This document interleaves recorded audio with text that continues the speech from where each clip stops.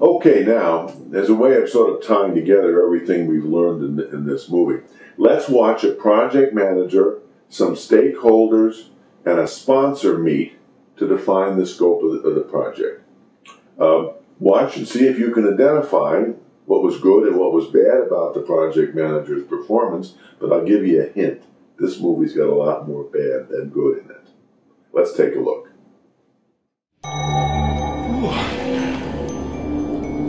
Martha is making a big mistake with this $100,000 we saved from the budget.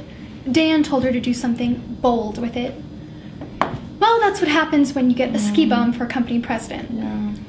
With that kind of money, we could fancy up the hotel, restaurant, and therapy operations here in Vail. You know, rather than waste it on Martha's fantasy. We could also buy a new reservation system for hotel and restaurant, which Martha knows we need. I could write a really sleek code search interface in GUIs. Whoa, look, just stay away from reservations, all right? Dan's new project manager owns that turf. Yeah, and be careful with the other project managers. This one local yokel that Martha hired, I mean, they're all weird. Yeah. A local yokel is here. I'm assuming this is the meeting about Martha Hobson's new project? Look, I didn't mean anything. It's okay. I am a project manager, and we are weird. So I'm just here to meet with Martha, the vice president. Everything the sun shines on.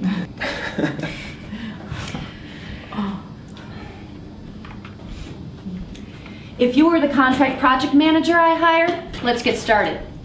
Oh, good, you're staying.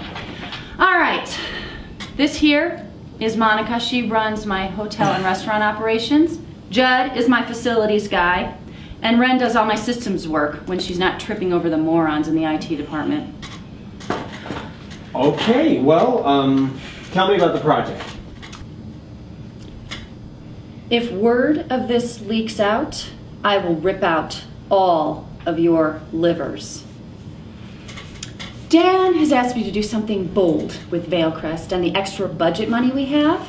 So, we are going to open up a new restaurant and treatment branch in Breckenridge. What? I've never heard of anything like that. Precisely.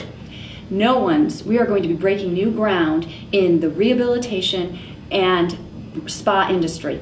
Is that bold or what? I mean, that could work. You know, people like to ski different slopes, and your idea would give them a home for the day without missing their rehabilitation, massages, or our food. I don't know whether the guests will like it or not, but we certainly do need to put PCs for them. Will we serve all 3 meals? Offer full rehab services?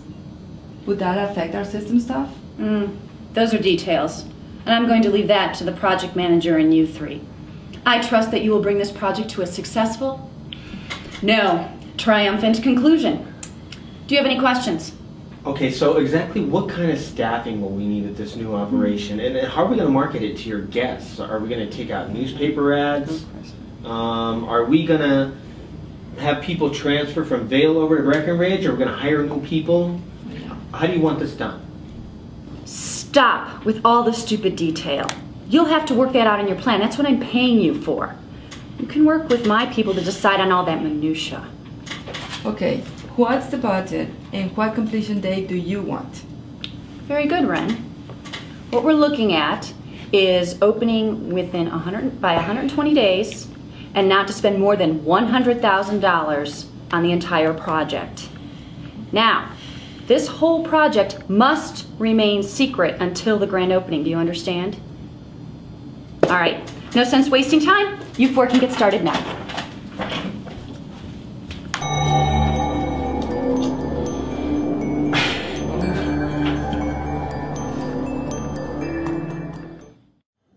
Wow, was that awful.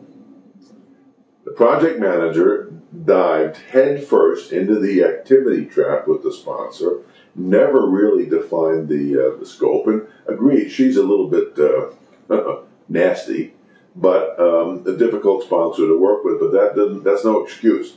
The project manager is now leading his team on the Titanic, and the iceberg is right there.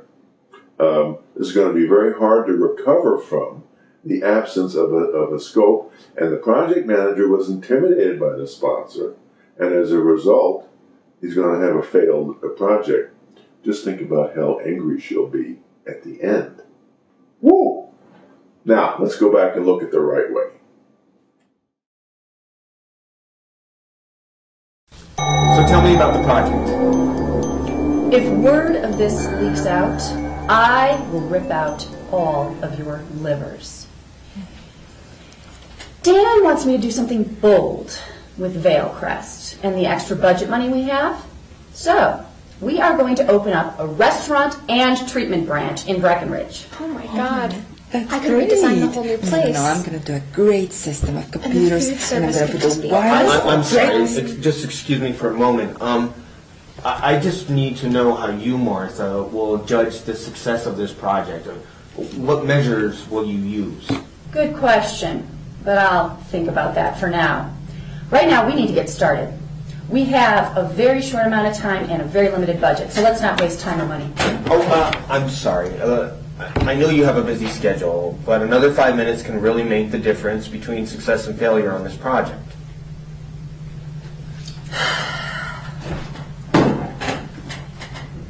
Okay, get on with it. You're supposed to be the professional project manager. Right, and if we start the project without knowing how you'll measure success, then we'll end up doing the wrong things and the project will fail. So, do you want high profits? Are you looking for additional revenue? Do you want to beat your competitors to the punch? What's the end result here? All right, simply this. Open the Breckenridge branch in 120 days from now without spending more than $100,000. Is that clear? Why, I get that. That's the constraints. I just need to know what's the end result. What Why is that your business? Open the damn branch and I'll worry about the end result. Well, that has no chance of success. What will happen is if we don't know how you're going to measure success, we'll end up doing a lot of the wrong things. In fact, we'll have to redo a lot of things, and the project will fail. You're going to end up having to check every task that we do. Now, if you can just tell me what will make you happy with the project, we can get it done right. You want to make me happy? Start now with no more talking. Well, that approach has a 0% chance of success. If you can just tell me what it is that you think will make this project successful, that would really help this. I mean, that's the project sponsor's job. That's what we need from you.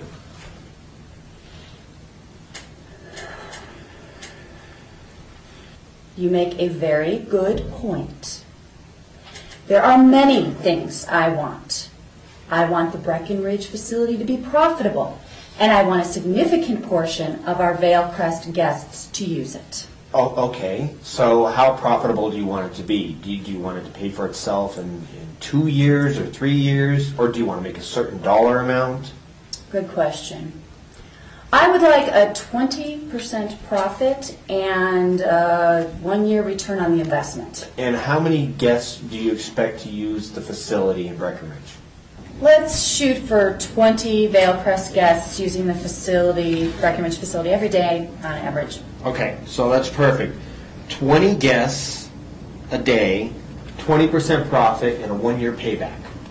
I don't want to back myself into a corner here. Well, you can change the project criteria anytime you want. It's just that once we get started, any changes you make may affect the cost and duration of the project. Okay, get to work.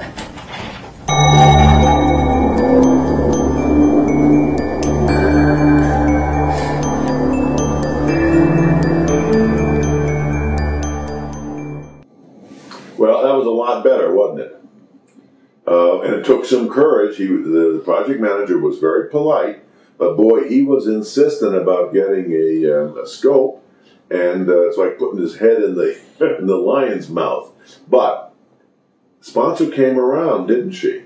He gave some good reasons about why we have to have a metric for our scope, why it has to be measurable, and how not defining the scope really put the whole project at risk. The sponsor responded.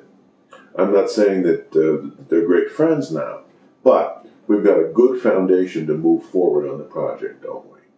This is the right way to do it.